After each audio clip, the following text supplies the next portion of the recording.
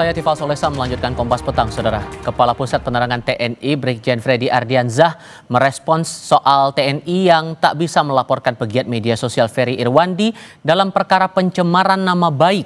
Kami kutip dari kompas.id, TNI menemukan indikasi tindak pidana lain yang sifatnya lebih serius dalam kasus Ferry Irwandi. Oleh karena itu, langkah selanjutnya yang akan ditempuh adalah mengkaji ulang dan membahasnya di internal TNI. TNI menghormati kebebasan berpendapat setiap warga negara, diharapkan tetap menaati koridor hukum yang berlaku.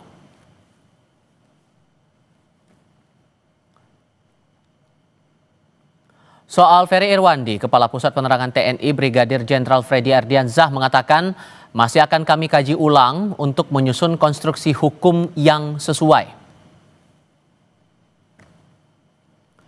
Sebelumnya, Menteri Koordinator Bidang Hukum, HAM, Imigrasi dan Pemasyarakatan Yusril Ihza Mahendra menyarankan TNI berdialog dengan CEO Malaka Project Ferry Irwandi daripada membawa kasus ini ke ranah pidana. Sebab menurutnya institusi negara seperti TNI tidak memiliki kedudukan hukum menjadi korban dalam kasus pencemaran nama baik yang diduga dilakukan Ferry Irwandi. Sehingga menurut Yusril hal ini tidak perlu diperpanjang. Yusril menyarankan TNI membuka komunikasi dengan Ferry sebagai bagian dari kebebasan berpendapat yang dijamin konstitusi. Jadi TNI tidak bisa menganggap dirinya menjadi korban pencemaran nama baik terus pelapor. Hanya orang yang bisa, bukan institusi. Saya menyarankan agar pihak TNI berdialog saja, mengundang Ferry ini supaya paham apa sih sebenarnya yang dia kemukakan, apa yang dia inginkan. Kalau itu hanya berisikan kritik dan saran, kita tanggapi dengan positif saja sebagai bagian dari kemerdekaan menyatakan pendapat yang dijamin oleh konstitusi kita. Yang penting itu ada dialog, ada jembatan lebih dulu. Karena langkah hukum itu merupakan satu langkah terakhir. Kalau jalan-jalan lain sudah tidak bisa ditempuh lagi. Sebelumnya, pegiat media sosial Ferry Irwandi yang belakangan aktif bersama sejumlah aktivis dan pemengaruh atau influencer mendorong tuntutan rakyat 17+8 mengaku sangat siap bila laporan TNI berlanjut ke proses hukum. Dan kalau misalnya tindakan ini dianggap bikin saya takut, khawatir, cemas, tidak Pak. Saya akan jalani, saya nggak akan play victim, rengek-rengek, tidak. Gitu. Kalau memang mau diproses hukum, ya ini kan negara hukum, kita jalani bersama gitu. Lalu apa tindak pidana pegiat media sosial Ferry Irwandi yang dimaksud dalam temuan baru TNI ini? Kami akan bahas bersama dengan para narasumber, bergabung lewat sambungan dalam jaringan Ketua Umum Yayasan Lembaga Bantuan Hukum Indonesia YLBHI Muhammad Isnur, kemudian ada pengamat politik dan militer dari Universitas Erlangga Slamet Ginting, dan Guru Besar Fakultas Hukum Universitas Jenderal Sudirman Hipnu Nugroho. Selamat sore semuanya dengan Tifal di sini, apa kabar? Selamat sore Mas Tifal, Mas Isnur. Sore Mas Tifal. Terima kasih sudah bergabung dalam diskusi kami kali ini. Saya dari Universitas Nasional. Universitas Nasional, kami koreksi di situ. Terima kasih Pak Slamet sudah mau memberikan koreksinya dan terima kasih sudah bergabung juga bersama kami. Begini Pak, kalau dari kutipan terakhir yang disampaikan Ferry dalam sebuah diskusi hari Jumat kemarin, ia mempertanyakan, kenapa saya yang diperkarakan segitunya? Saya warga sipil biasa, apa yang dicari? Kalau menurut Anda dalam perkara ini, apakah betul ada pidananya atau tidak? Pak Slamet. Oh, halo. Ya, tentu saja kita harus pertanyakan dulu pada semua pihak. Apa sih yang disebut ancaman cyber itu? Ya, ancaman cyber itu kan ada fisik dan non-fisik. Sumbernya dari mana? Sumber bisa dari dalam negeri, dari luar negeri. Pelakunya bisa state actor, bisa juga non-state actor. Jadi ada individu, ada kelompok. Kemudian ancaman itu bisa fisik, bisa non-fisik. Fisik itu bisa apa? Dari kecerdasan buatan, AI.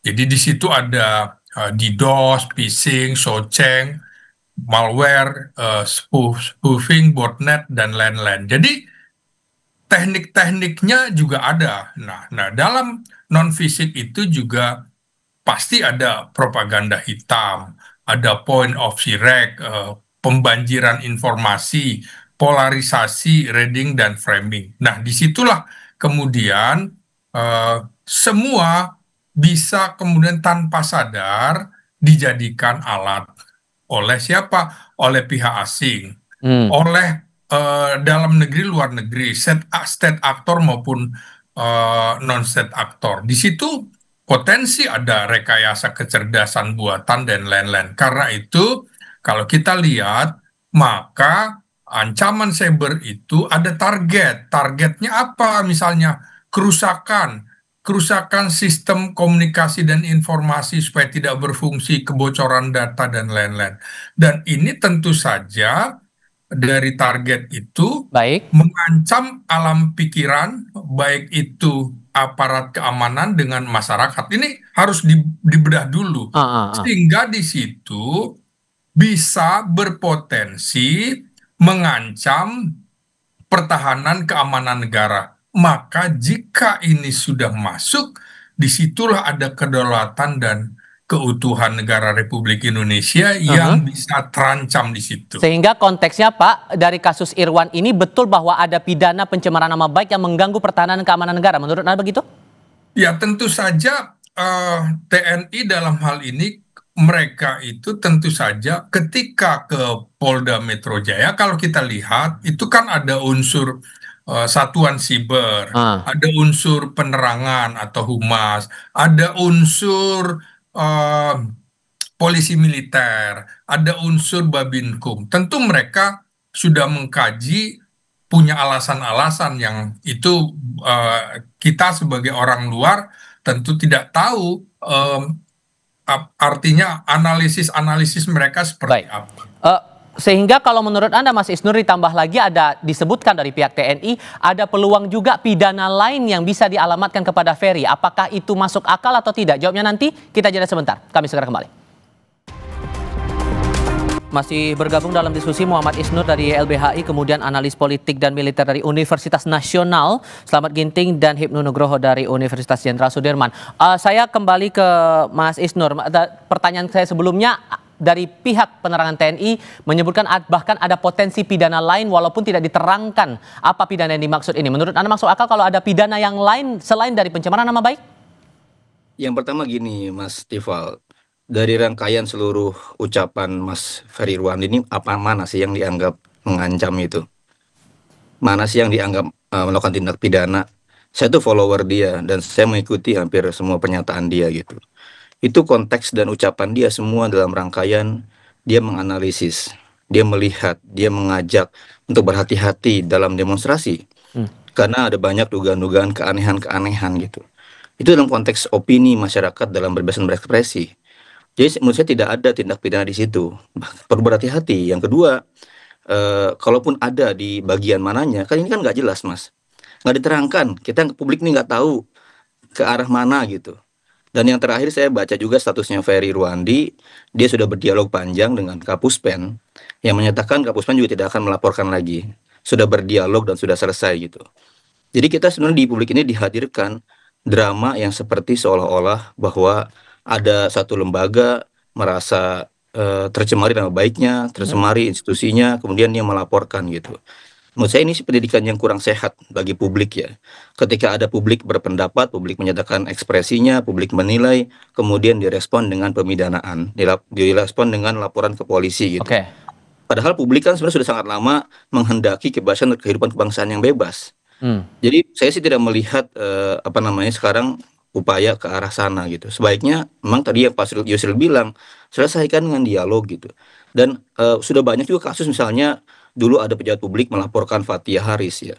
Ada pejabat publik melaporkan aktivis lingkungan di mana-mana dan rata-rata pengadilan membebasin mereka. Sehingga harusnya sudah clear dengan dialog itu tak perlu lagi dibawa ke ranah pidana, begitu poinnya? Ya nggak perlu gitu. Ini kan negara mempidanakan warga negaranya, udah nggak setara. Sekarang ada lembaga negara melaporkan lagi warga negaranya, itu makin nggak setara itu. Harusnya sekarang menurut saya sih TNI sudah banyak berubah ya. Dalam fase reformasi sejak tahun 2002 itu saja banyak melakukan banyak kebijakan gitu. Jadi harusnya hal ini ditanggapi dengan dingin. Ya orang kritik ya suruh jelasin apa masalahnya, bila perlu undang ya oleh Menko Polhukam, undang oleh Menko Kumham, apa temuan-temuan dari Mas Ferry dan kawan-kawan tentang kegelisahannya, tentang kekhawatiran negara ini gitu, tentang temuan-temuannya dalam demonstrasi kan penting kita undang.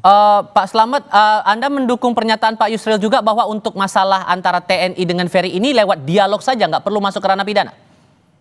Nah, kan kita harus mendapatkan penjelasan yang detail. Kemarin saya kira apa yang dilakukan empat perwira tinggi TNI ke Polda Metro Jaya itu kan mereka berkoordinasi, ya kan, kemudian berkonsultasi, bukan melaporkan. Ya, kita jangan terlalu melompat juga kan.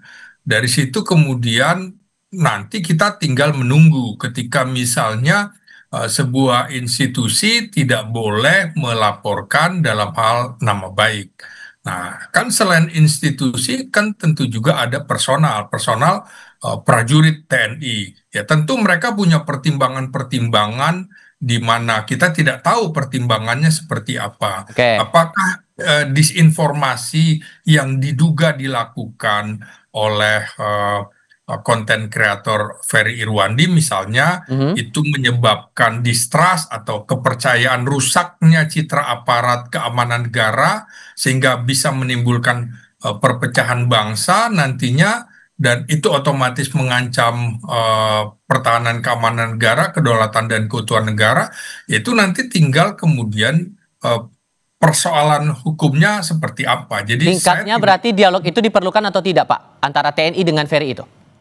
ya saya kira dialog itu kan juga sudah diucapkan oleh Komandan Satsiber TNI Brigjen Jo Sembiring bahwa pihak mereka sudah coba menghubungi tapi tidak bisa. Artinya upaya dialog itu kan sudah dilakukan. Artinya minta penjelasan begitu ya. Tapi kalau langsung kan repotnya begitu menurut saya.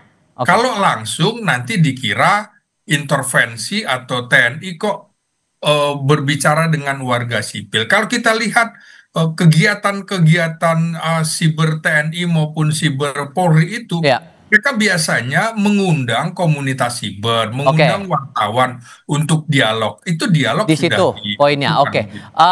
Prof. Hipnu, kalau Anda melihat kasusnya Ferry ini secara hukumnya sudah jelas ada pidananya atau tidak? Ya, gini Mas.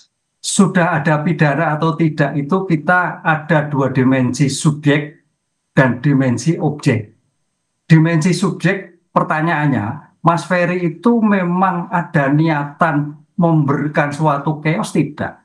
Merendahkan atau tidak? Ini terminologinya harus jelas kan gitu loh. Karena itu kan konten, maksudnya jelas atau tidak? Terus objeknya, tentang objeknya suatu peristiwa itu hiburan atau memang sengaja melakukan suatu tanda petik onaran atau sengaja memang merendahkan. Ini yang saya kira harus diuji. Oleh karena itu kalau kemarin itu sudah sampai pada tindakan koordinasi, bahasa koordinasi itu kalau orang hukum sipil itu berarti melaporkan kan gitu loh. Karena sipil, militer nggak bisa melaporkan sipil, bahasanya koordinasi, tapi dimaknai harus kita melaporkan. Itu yang pertama. Yang kedua, kita harus melihat sekarang harus penyelesaian alternatif.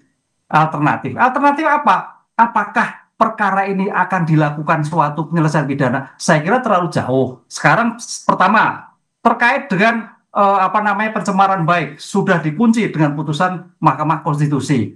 Tidak bisa. Kedua, terkait dengan berita hoak, apakah hoak itu terkait dengan perusahaan? Karena undang-undang IT Mas Iqbal, spiritnya itu adalah transaksi ekonomi.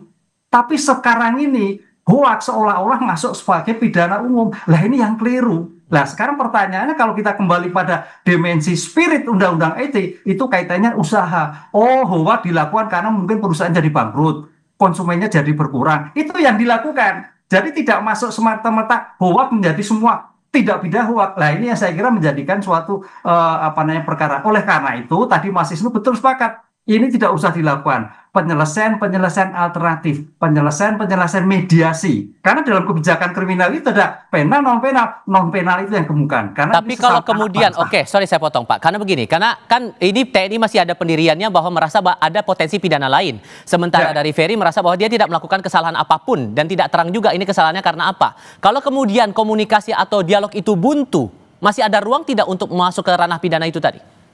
Saya kira agak sulit karena suatu proses persidangan itu ada penyidikan, ada penuntutan. Sekarang mensrenya di mana? Apakah mensre itu menimbulkan akibat atau tidak? Itu dilakukan karena keonaran itu menimbulkan akibat. Sekarang pertanyaannya Mas Ferry itu menimbulkan akibat tidak? Itu yang tidak terpisahkan. Oleh karena itu perdebatannya agak sengit nanti Mas kalau di bawah suatu persidangan.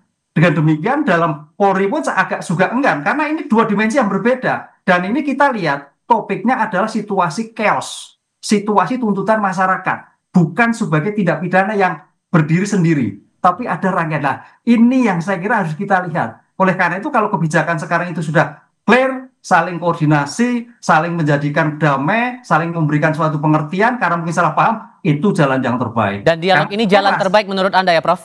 Ini tambahan Mas Tifal. Oke. Ya, silakan. Di pasal 7 ayat 2 yang tadi dibilang oleh Pak Slamet Ginting, itu ancaman dari pertahanan, bukan ancaman keamanan ya. Jadi Siber TNI sekarang punya kewenangan di Undang-Undang TNI yang baru 3/2005, ancaman pertahanan. Apa sih ancaman pertahanan ini? Sebaiknya TNI fokus pada gangguan-gangguan kepada Republik Indonesia dari luar yang mengganggu kedaulatan. Urusan pengungkapan tentang bagaimana kemarin chaos yang terjadi, itu ada dua hal. Pertama, kepolisian sedang melakukan penyidikan. Yang kedua, Presiden sedang akan membentuk tim investigasi independen. Jadi sebaiknya urusan-urusan kemarin, urusan-urusan masalah keamanan, masalah-masalah di dalam negeri yang menyangkut chaos, sebaiknya dia diselesaikan dengan penyelesaian yang lain. Kita mengharapkan, kita meminta TNI fokus pada tugas pokok dan fungsinya sesuai Undang-Undang TNI. Fokus pada urusan pertahanan. Begitu banyak juga ancaman pertahanan siber Mas, dari luar Mas. Gangguan-gangguan misalnya kabel bawah laut dipotong misalnya. Atau ancaman-ancaman lain yang mengganggu kedaulatan secara keseluruhan. Jangan ngurusin Ferry Irwandi personal gitu. Ngapain sih? Jauh banget orang udah ngurusin kombat misil dan lain-lain, ini ngurusin Ferry Irwandi. Saya kasih itu sangat tidak elok menurut saya. Oke, singkat saja Pak Slamet merespon itu. Iya, karena begini, dari beberapa yang diungkapkan, yang saya baca ya petanya ya, misalnya yang diungkapkan oleh Ferry Irwandi tentang tudingan-tudingan yang mengarah ke personal prajurit TNI ataupun institusi TNI, sudah kemudian dijelaskan oleh Mabes Polri dan juga Mabes TNI, tapi kalau kita lihat Ferry Irwandi kan masih bersikukuh walaupun sudah ada penjelasan. Kalau kemudian kita lihat dari tudingan-tudingan itu, malah keesokan harinya polisi menangkap kemudian Del Pedro yang bukan dari personil militer. Karena itu menurut saya kalau dilihat apa yang dikemukakan oleh Mabes Polri, pasal-pasal yang disangkakan kepada Del Pedro, misalnya penghasutan, berita bohong, dan juga merekrut atau memperalat anak untuk kepentingan lain-lain, itu akhirnya barangkali bisa kita simak bersama, dan kita harus coba melihat dari konteks yang lebih luas dari masing-masing pihak. Maka Prof. Hipnu, menurut Anda biar ketemu nih antara dua belah pihak ini, perlu penengah lagi nggak kalau komunikasi antara TNI dan Ferry ini bakal terjadi? Ya, saya ke komunikasi. Ini kan masalah persepsi, masalah pemahaman. Oleh karena itu dalam ilmu hukum, penyelesaian non-litigasi, penyelesaian sebagai alternatif untuk penyampaian persepsi itu sangat luar biasa. Jadi jangan sampai semua itu berujung pada litigasi. Dan ini pun agak sumir, menurut saya seperti itu, kan itu loh. Kalau memang litigasi oke silakan, tapi agak sumir. Tadi saya katakan kaitannya dengan pencemaran baik sudah tidak sulit. Kaitannya dengan hoax juga perlu melihat suatu bukti-bukti yang konkret. Jadi agak sulit Mas. Karena lihat konteksnya tadi Pak Slamet, ini konteksnya dalam keadaan suatu chaos. Sehingga melihat sebagai persepsi sebagai warga negara, kontrol. Ini kontrol Mas. Jadi undang-undang itu, putusan MK itu kontrol. Dilihat dari aspek yang dulu monarki ke arah demokrasi. Nah, semua hal yang berkait itu sebagian dari kontrol. Oke, Mas Isnur, Pak Hipnu, dan Pak Slamet, terima kasih banyak sudah bergabung dalam diskusi kami kali ini. Selamat sore semuanya. Selamat sore, terima kasih semua.